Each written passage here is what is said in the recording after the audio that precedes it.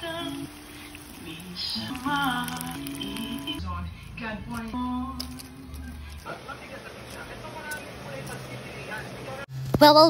Hello mga Bebshi! For today's mini vlog mga Bebshi ay gagawa na naman tayo ulit ng masarap na merienda. Well, hindi lang ito basta merienda kundi masustansyang merienda.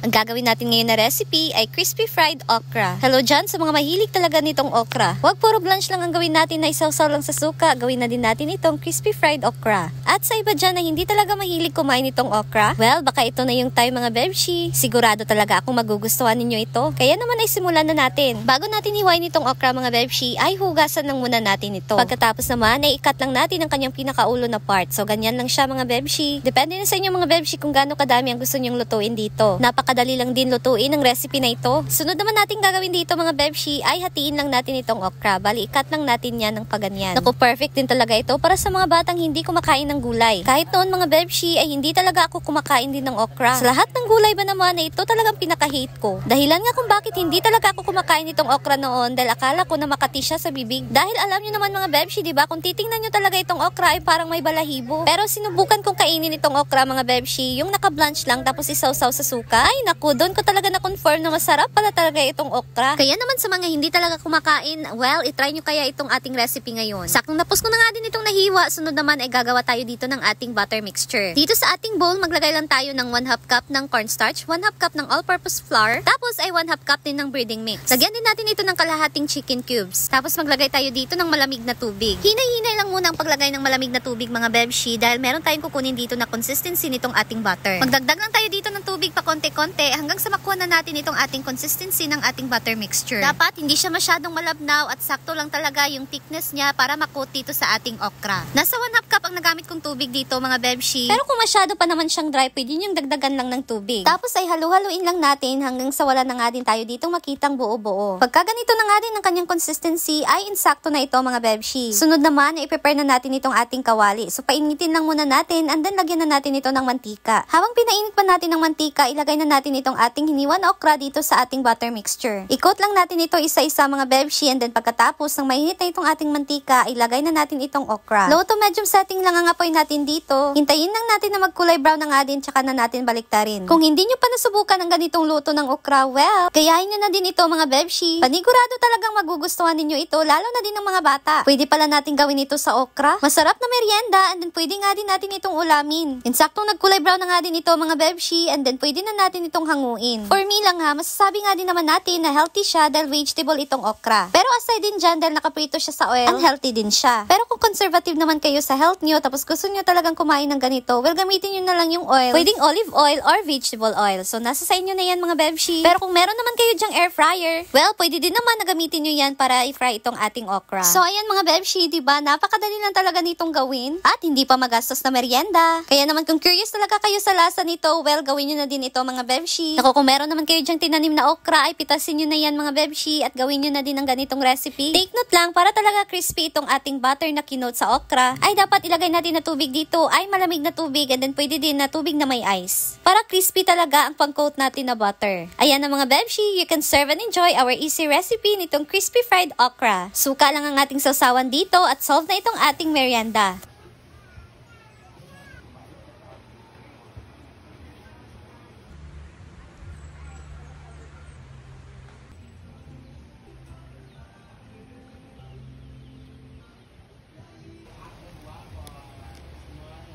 Tikman na natin ang ganyang okra Winfrey. Ano pangalan nito? Crispy fried okra. Crispy fried okra. Para yung kangkong chips. Parang okra chips. No. Pang-ilad rata ni mga vlogger diri guys. Glaway-laway pa sa asuka.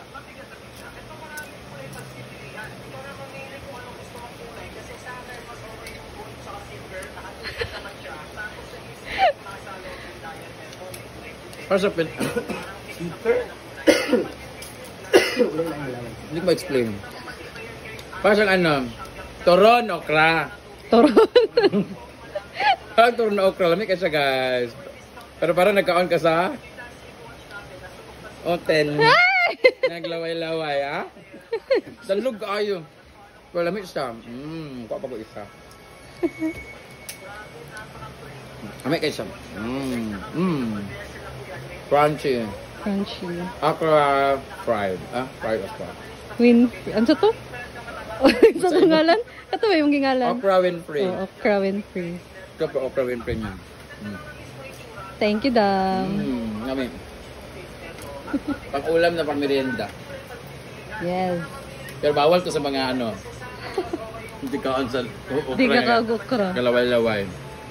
Sabi, di ka kagukra. This is one of my favorites since when I was in elementary. Huh? Dami oh. Crispy, no? Dami. Galing man. Lang. Hi!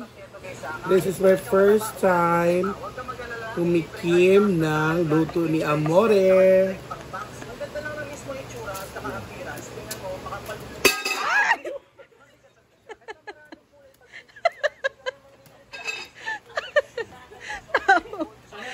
Ginoko.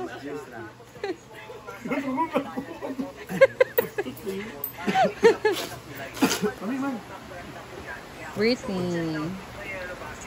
Kami eh. Hindi na crispy mo. Lami na. Pabili sa tudaan dahil. Ha? Pabili sa tudaan. Ano yung ikuan dahil? Ha? Ano yung mag-i? Bayot og matalong na po dito. Nana ang dugtod. Kami ka ba? Thank you. Malamit pag ginamari kong kuan. Crispy kayo. Okay. Ay, napayateri. Kanan si Atilay, ganahan ko. Mamit ka. Mini hotdog guwapo. Thank you.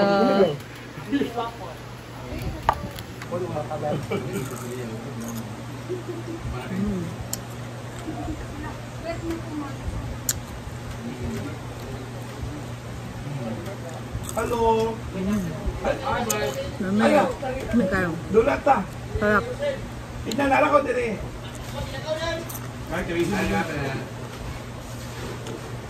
Busog na puntaan ni Ginoko.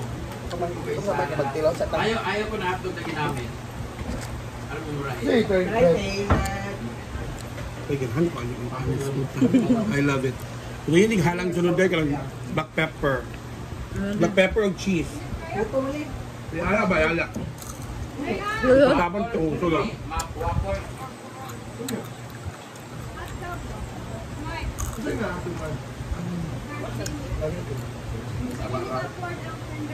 Sabarang pinilo mo ni. Naglaro masag Virginia. Ito virgin.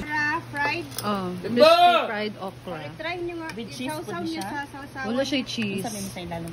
Okra lagi na siya. Dama, wala yung cheese, dama lang. Bimbo! Tikim din Doon na! Ay, bibe. Ang kuwan ka Pagdali mo na ninako mang na. Ang Nag-experiment sa una. ang kumchip mo sa una. Grabe. Hindi ma. Kuan. Gusto ko magluto kayo ng fried linta. Asa naman ako. Fried linta kasi may linta marami dyan. Naga? guys.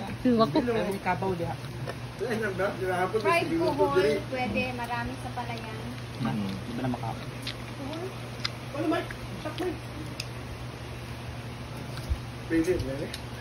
Gusto ko yung dakan. Kita nung kuan. So see you again sa aking next video. Bye!